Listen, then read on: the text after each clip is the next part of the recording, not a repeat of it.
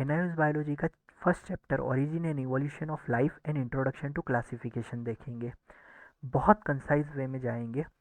First topic है origin of life, कि life earth पर कैसे आई। लेकिन इससे पहले ये समझेंगे कि अर्थ कैसे आई। तो आज से 4 से 5 बिलियन ईयर एगो अर्थ जो है सन से सेपरेट हुई। तो no doubt it was very hot. तो किसी भी लाइफ का उस टाइम पे वहाँ पर अर्थ पर सस्टेन होना मुश्किल था। लेकिन 3.5 बिलियन ईयर्स बाद अर्थ की कंडीशन ऐसी हुई कि जो मॉलिक्यूल्स अर्थ पर थे वो एक दूसरे के साथ रिएक्ट करने लगे। जैसे for example hydrogen and oxygen. तो जब हाइड्रोजन एंड ऑक्सीजन रिएक्ट करते तो पानी बनता है। व्हेन इन हॉट वाटर बहुत सारी केमिकल रिएक्शंस हुई, और उन केमिकल रिएक्शन के चलते बहुत सारे सिंपल ऑर्गेनिक कंपाउंड्स बने। और हम जानते हैं कि हमारी बॉडी भी किससे बनी है, मोस्टली ऑर्गेनिक कंपाउंड से बनी है। तो इस तरीके से जो पहले सिंपल फॉर्म ऑफ लाइफ जो है अर्थ पर ओरिजिनेट हुई होगी, कब? 3.5 बिलियन ईयर्स एगो। सेम होंगे। Embryological evidence, similarities in embryonic development among different species suggest evolutionary relationship. Now what happens कि वैसे दो दो स्पीसीज के ऑर्गेनिज्म जब एडल्ट है, मैच्योर है, उस टाइम पे बहुत डिफरेंट दिख रहा है। लेकिन when they are in embryo stage, when they are in womb, तो उस टाइम पर जब वो वुम्ब के अंदर है, जब वो एम्ब्रियोनिक स्टेज के अंदर है, तो उनका बॉडी स्ट्रक्चर एक दूसरे से बहुत सिमिलर है होता है। अगर ऐसा केस है तो हम बोल सकते हैं कि बहुत साल पहले इनके जो एंसेस्टर्स थे वो सेम हुए होंगे। फिर जो है इनके अंदर नेचुरल सिलेक्शन की वजह से चेंजेस आए होंगे।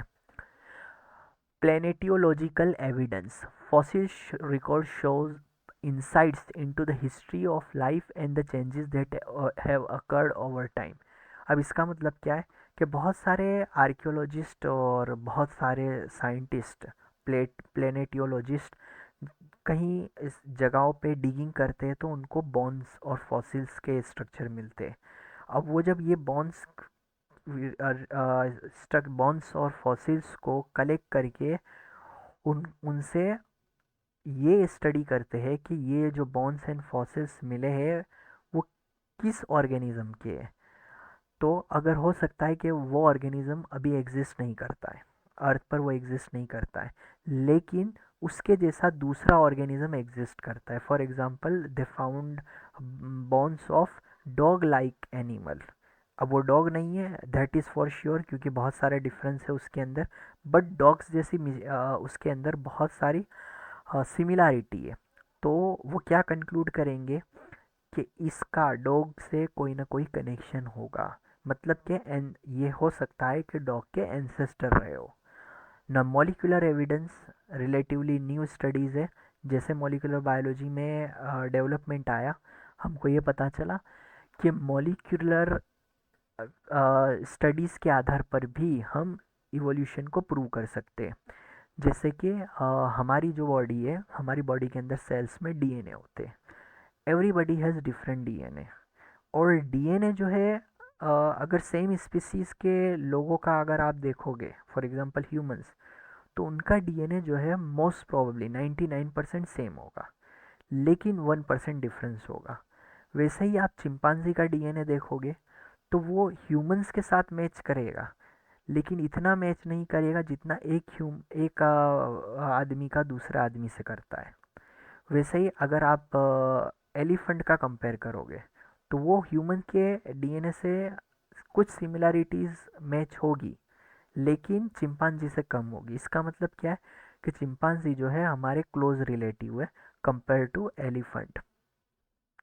Now next topic is classification of organism. अब क्वेश्चन ये है कि बहुत बहुत सारे ऑर्गेनिजम्स अर्थ पे एग्जिस्ट करते, there are millions of organism, और हर एक किसी को स्टडी करना that is very difficult task, कि हर किसी को रेंडमली जाकर स्टडी किया जाए। तो सबसे बेटर तरीका होता है क्लासिफिकेशन कर देना, मतलब कि उनको वर्गीकृत कर देना, उनको इस तरीके से क्लासिफाइड कर देना। तो क्लासिफिकेशन के अंदर हम कैटेगरीज फॉर्म करते हैं, और उन कैटेगरीज के अंदर ऑर्गेनिजम्स के ग्रुप को रखते हैं। अब कैटेगरीज कैसे बनाई जाती है? कैटेगरीज उनकी सिमिलैरिटीज़ के अकॉर्डिंग बनाई जाती है।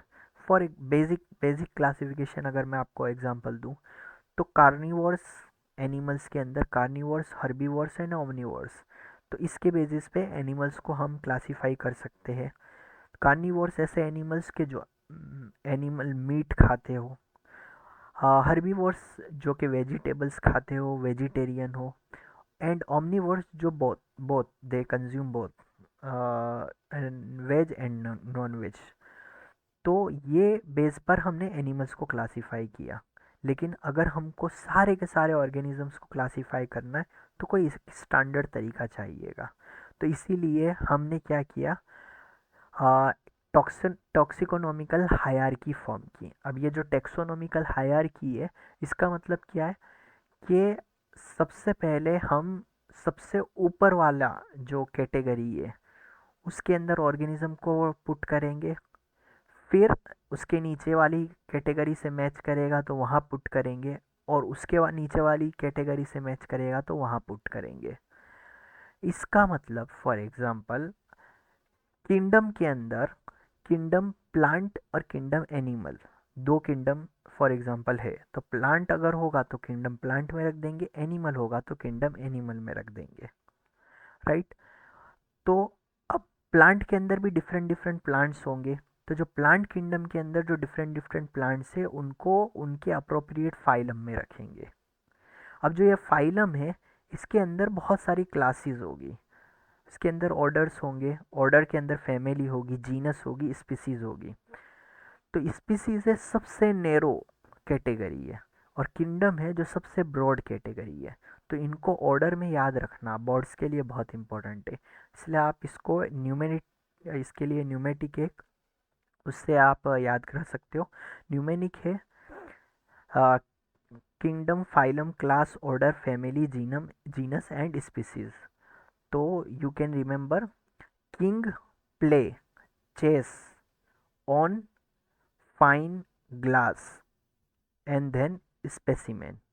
King play chess on fine glass specimen.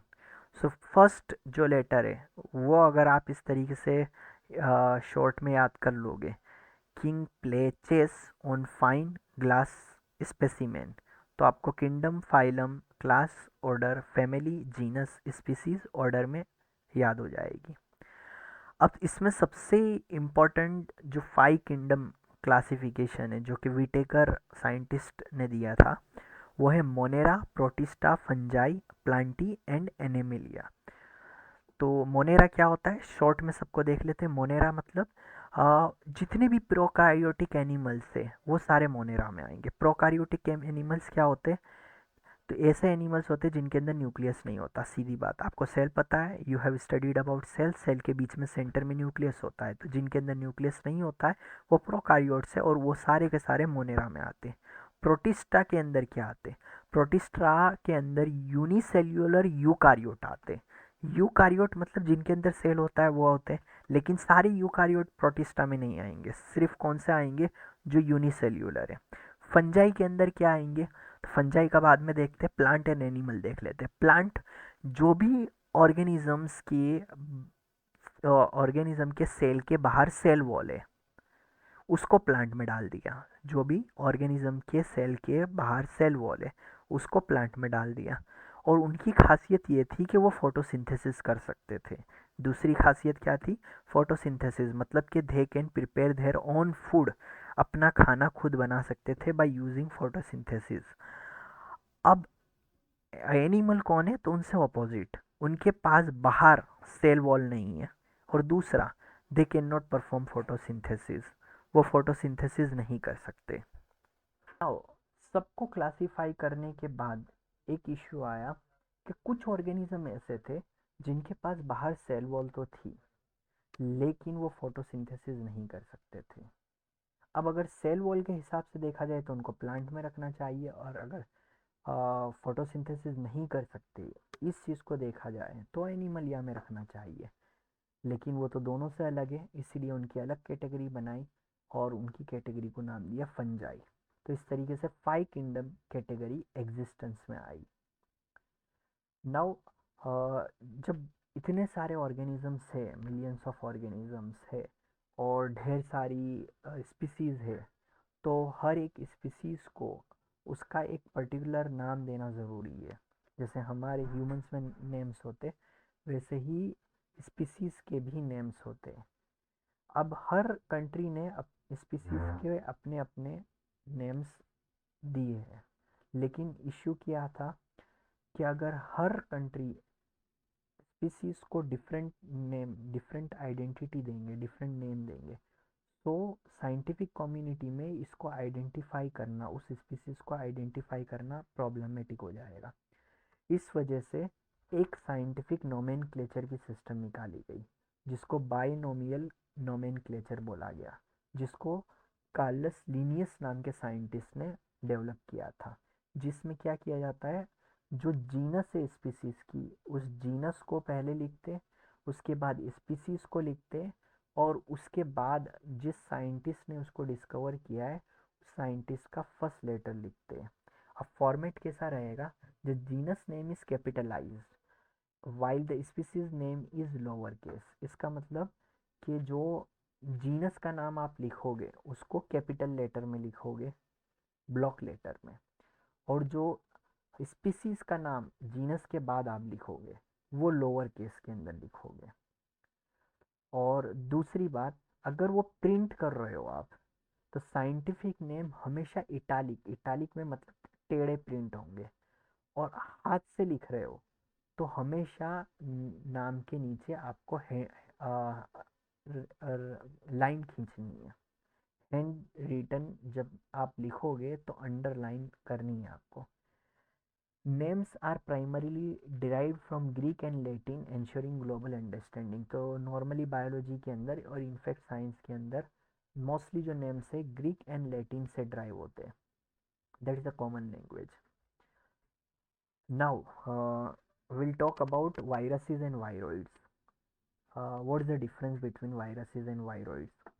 तो वायरस एक एक्चुअल में कैप्सूल है, प्रोटीन की बनी हुई कैप्सूल, जिसके अंदर उसका जेनेटिक मटेरियल होता है, डीएनए आरएनए होता है।